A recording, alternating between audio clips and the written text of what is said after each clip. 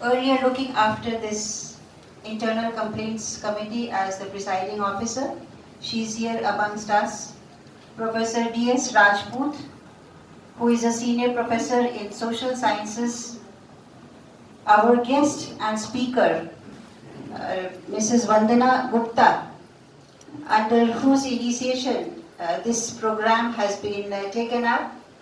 The organizing convener of this program and presiding officer of ICC Cell, Professor Asmita Gajbaiye, the deans of the faculties, heads of the departments, social workers who are present here, other faculty members, the teaching and non-teaching staff, and above all, our dear students who are present here.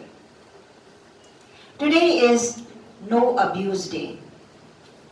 It sounds a little peculiar that we should have a day which has been dedicated specially for no abuse. That is, we should not abuse each other. Just now, Professor Asmita Gajbaiye talked a lot about what is the cleanliness of the body and what is the cleanliness of the mind. And cleanliness of the body, we are taught right from the beginning. This is the way we brush our teeth, this is the way we take our bath, this is the way we wash our hair. This is the way how we perform all our daily hygienic protocols. But what about the mind? The mind, or what builds up our character ultimately, is how you are going to develop into an individual. And if you are an individual who is clean in the mind, then of course you're not going to abuse each other. अक्सर क्या होता है कि हम लोग अपने आम दिनचर्या में कभी कभी आप लोग शौक में किसी से सुन लिया, छोटे बच्चों को आप देखिए घर में अच्छा खासा बोलते हैं, खेलने गए, उनका एक दोस्त ने एक कोई ऐसा शब्द यूज किया, उन्होंने कहा ये बड़ा नया शब्द है, और उस नए शब्द को उन्होंने बिना उसके मायने जाने और उन्होंने घर में आकर अपनी माँ को, अपने पिता को, अपने भाई को और बहन को वही शब्द यूज कर लिया. उस बच्चे को नहीं मालूम है कि इस शब्द क्या अर्थ है. It is the duty of the parents now to tell him or her कि इस शब्द का क्या मीनिंग है, और उसी समय हमें ये एक सीख देनी चाहिए अपने बच्चों को कि किस तरह से हमें क्या बोलना चाहिए. बोलना, जिस पर मुझे लगता है कि बहुत कम हम लोग चर्चा करते हैं कि हम लोग की वाणी कैसी होनी चाहिए, हम लोग का व्यवहार कैसा होना चाहिए, हम लोग की स्पीच कैसी होनी चाहिए when we are communicating with each other. अब ये एक छोटा सा आज ये कार्यक्रम जो किया, वंदना जी मेरे पास आई थी और उन्होंने कहा कि मैडम हम इस तरह का एक कार्यक्रम करना चाहते हैं. तो मैंने कहा तो बहुत ही अच्छी बात है. हमारी टीम यहाँ प्रोफेसर अस्मिता गजबैये ने इस टीम को लीड कर रही है. She is right now the presiding officer of the ICC cell. तो हम लोगों ने ये कार्यक्रम किया और यहाँ पर कार्यक्रम आते ही शुरुआत कैसे की गई कि यहाँ पर हम एक सैपलिंग देकर, एक नारियल देकर इस तरह से वेलकम किया गया, जिससे कि लगा कि there is a sort of etiquette और manners in the organising committee, जिन्होंने अपने मेहमानों को आकर यहाँ पर एक सम्मान दिया. इसी तरह हम लोग अपने घरों में भी जब हम लोग कोई व्यवहार करते हैं, हमारा कोई मेहमान आता है, हम लोग उनको सम्मान देते हैं. And then now it depends कि आपका व्यवहार कैसा है, कि आप लोग दिनचर्या में, कई बार ऐसा होता है कि हम लोग अज्ञानता से, अब हम धीरे धीरे हम बड़े होने लगते हैं, और जैसे जैसे हम बड़े होने लगते हैं हमारे मन में हम लोग और समाज में बाहर निकलते हैं. Now it is up to you that what you are going to imbibe in your personality. आप अपने अंदर कौन कौन से गुण लाना चाहते हैं, कि आप कैसे बोलेंगे, कैसे दूसरों के साथ व्यवहार करेंगे, और वही आपकी पर्सनालिटी बनाता है, वही आपका व्यक्तित्व बनाता है. और जो हम व्यक्तित्व निर्माण की हम बात करते हैं वो तभी पॉसिबल है जब आपका कैरेक्टर, आपका साउंड हो, आपके अंदर ऐसे मैनर्स हो, आपका ऐसा व्यवहार हो कि दूसरे लोग आपसे प्रभावित हो. प्रभावित होना, अब आप लोग कहीं भी जाते हैं, किसी भी आप सम्मेलन में गए या किसी मित्र के यहाँ गए या किसी एक मीटिंग में गए, वहां पर जाकर आपका जो व्यवहार है, हो सकता है कि आप बहुत बड़े पद पर हो. कई बार ऐसा होता है कि बड़े पद पर पहुंचने के बाद ऐसा लगता है हमें तो सब कुछ आता है. एक बार होता है ज्ञान का, कि हमें बहुत ज्ञान है, और दूसरे उसमें हमारे व्यवहार में एक चेंज आ जाता है. So I must say that a person is always learning throughout his or her life. यदि हमारे मन में एक ये भाव हो कि हम हर एक से, हमसे छोटा हो चाहे हमसे बड़ा हो, हम उससे कुछ ना कुछ सीखते अवश्य हैं, तो इस भाव से यदि हम लोग एक दूसरे से व्यवहार करेंगे तो हमारे व्यवहार में एक नम्रता आ जाएगी। नम्रता एक ऐसा वर्ड है कि हम आपस में मिले और आपने जिस तरह से उनसे बातचीत की, क्यों ऐसा होता है कि कई बार आप किसी एक अनजान व्यक्ति से जाकर मिलते हैं, लेकिन एक बार मिलने के बाद आपका मन होता है कि हम बार बार इससे मिलें, होता है ना? ऐसा इसलिए होता है क्योंकि उसके व्यवहार ने आपको प्रभावित किया। आप जैसे ही आए, एक बड़ा आदमी, बड़ा पुरुष, महापुरुष आपके आने पर खड़ा होकर कहता है आइए आइए, आपका बहुत बहुत स्वागत है। ये एक सेंटेंस बोलने से आपके मन में ऐसा लगता है कि देखो इसने कितना हमारा भाव भीना है, ऐसा एक स्वागत किया, इतने बड़े हैं हमसे उम्र में भी, पद में भी, लेकिन इनमें कितनी नम्रता है जो इन्होंने हमें इस तरह से इन्होंने हमारा स्वागत किया।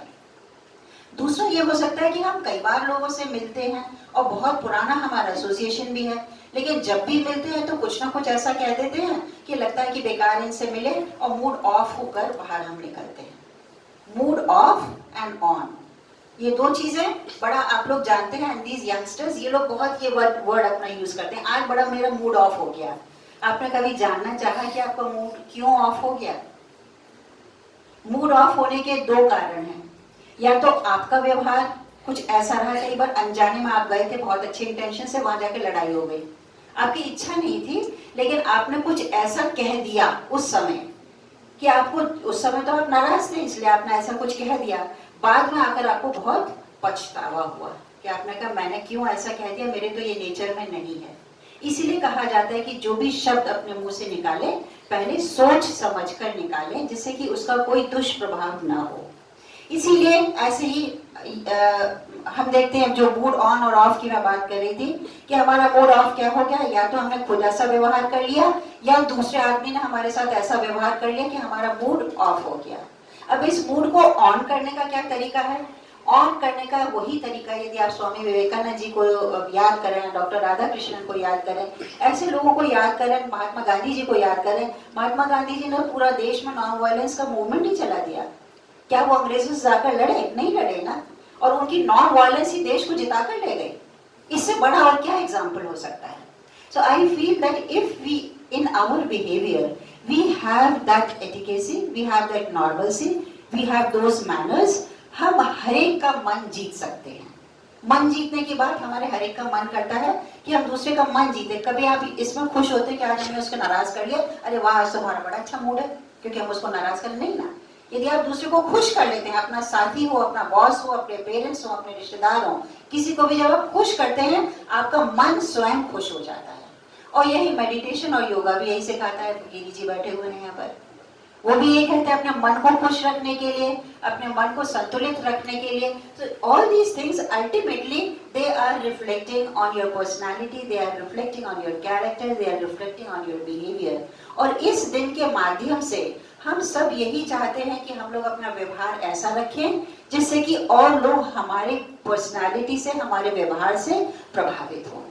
यही देखते हुए आज जो आपने शपथ ली है, शपथ में आप लोगों ने तीन पॉइंट्स में आप लोगों ने तीन बातें कही हैं कि हम अपने हर क्षेत्र में हम अपने वैचारिक स्वच्छता क्या है, हमारे विचार जो है स्वच्छ, हमारे मन में गंदे विचार ना है। हमारे मन में ऐसा ना हो कि अरे वो मुझे मिल गया मैं एक थप्पड़ मारूंगा। क्यों मारोगे भाई, क्यों गुस्सा आ रहा है अंदर? ट्राई टू एनालाइज, हम उसे समझाएंगे, हम उससे बात करेंगे। Let us try to sort, even if we have some differences with each other, let us try to sort it out. कभी भी ऐसा भावना मन में नहीं आनी चाहिए कि हम एक बदले की भावना, जो बदले की भावना होती है, this is the root cause of disharmony or creating a chaos. तो हमें अपने विचार में हमें बहुत स्वच्छता लानी चाहिए। दूसरा, आपने जो शपथ ली है कि हम किसी को भी अपशब्द नहीं करेंगे, दुर्वचनों से हम कभी भी बोलने का हम प्रयास नहीं करेंगे। ये मैं आपसे पहले ही कह रही थी, हम जिससे भी बोलें हम बहुत नम्रता से बोलें, बहुत सॉफ्टली बोलें, which will reflect on your behaviour, और वही बिहेवियर आपकी पर्सनालिटी बन जाएगी। और आपके चेहरे पर वो जो ग्लो आएगा, यदि आप इस तरह की पर्सनालिटी, आप कहीं से आप निकल कर भी जाइए, आप कहीं रेलवे स्टेशन पर बैठिए, एयरपोर्ट पर बैठिए, क्यों ऐसा होता है, बहुत से लोग निकलते हैं, आप किसी की पर्सनालिटी आप जानते नहीं हो उसे, उसके चेहरे से देख के आपको लगता है कि अरे ये बड़ा सज्जन पुरुष है। कैसे आ गया उसके चेहरे पर? क्योंकि what is within you it expresses outside you also. तो इस तरह का हमें प्रयास करना चाहिए। और ये जो हम अब तीसरा जो आपने शपथ ली कि अब शब्दों का प्रयोग भारतीय दंड संहिता के अंतर्गत, वो मैं चाहती हूँ वो नौबत ही ना आए। वो नौबत ही ना, क्या हुआ कि लड़ाई हुई, कभी कभी बहुत मुझे कहते हुए अफसोस होता है कि यहाँ कैंपस में भी लड़ाई हो जाती है, तो ग्रुप्स में, बच्चों के ग्रुप्स में फिर क्या करना पड़ता है, प्रोक्टोरियल बोर्ड को भी बुलाना पड़ता है, कभी कभी सिक्योरिटी को भी बुलाना पड़ता है। तो क्यों? Because now we want to have discipline. अगर ऐसी स्थिति हो जाएगी तो लॉ एंड ऑर्डर तो लाना ही है। तो इस तरह की ये चीजें आती हैं जिनको हमें अवॉइड करना चाहिए। तो मैं समझती हूँ कि आज का ये दिन जिस पर हम नो अब्यूज डे के नाम से हम कह रहे हैं, नो अब्यूज, हम किसी से बुरा नहीं बोलेंगे, हम सबसे हम अच्छा बोलेंगे। और अपने और बहुत छोटे छोटे मैं एग्जांपल्स दे सकती हूँ कि मुझे बड़ा तकलीफ होती है, शायद प्रोफेसर राजपूत इससे जुड़े हुए भी हैं, एल्डरली होम्स, कि हम अपने पेरेंट्स को जब वो वृद्ध हो जाते हैं तो हम अपने पेरेंट्स को जाकर एल्डरली होम्स में हम छोड़ाते हैं। ये सबसे बड़ा डिसरिगार्ड का एक एक्शन है। ये होने चाहिए, मैं ये नहीं कहती एल्डरली होम्स नहीं होना चाहिए, लेकिन वो एल्डरली होम्स सिर्फ उन लोगों के लिए होने चाहिए जिनके बच्चे उनके पास केयर करने के लिए नहीं है। लेकिन जिनके बच्चे उनके पास केयर करने के लिए हैं, this is the highest sort of disrespect, highest sort of it is a highest sort of an abuse to your parents when you think कि हम इनको अपने साथ नहीं रखेंगे और जाकर एल्डरली होम में हम जाकर उनको वृद्धाश्रम में जाकर हम लोग छोड़ाते हैं। हम भूल जाते हैं ये वही माँ बाप हैं जब हमारी एक छोटी सी गलती पर हमें घंटों हमें समझाया करते थे, हमारी एक छोटी सी चोट पर हमें घंटों हमें मरहम लगाया करते थे, जो हम नहीं सीख पाते थे घंटों बैठकर हमें समझाया करते थे। वही पेरेंट्स आज जब बड़े हो गए हैं, just try to imagine the care which they took for you. और आज जब वो बड़े हो गए हैं, आज जब वो वृद्ध हो गए हैं, मान लीजिए वो सुन नहीं पाते, जब सुन नहीं पाते आपने कह दिया, उन्होंने पूछा कि भाई कौन निकल के गया, नहीं देख पाए, बुजुर्ग हो गए हैं, उन्होंने कहा भाई कौन निकल के गया, तो कह दिया शर्मा जी गए हैं। क्या बेटा कौन गए हैं? शर्मा जी गए हैं। अरे बेटा सुन नहीं पाया, कौन निकल के गए अभी मेरे सामने से? शर्मा जी, शर्मा जी, शर्मा जी। ये टोन हो जाती है जब बच्चे बड़े हो जाते हैं। वही बच्चा जब छोटा था तो वो कहता था कि पापा ये क्या है? बेटा ये एप्पल है। पापा ये क्या है? बेटा ये एप्पल है। पापा ये क्या है? बेटा ये एप्पल है जो तुम खाते हो ना, जो तुम्हें मीठा लगता है ना, तुमने खा के देखा ना, काट के देखा हो, तुम खा के देखोगे। This is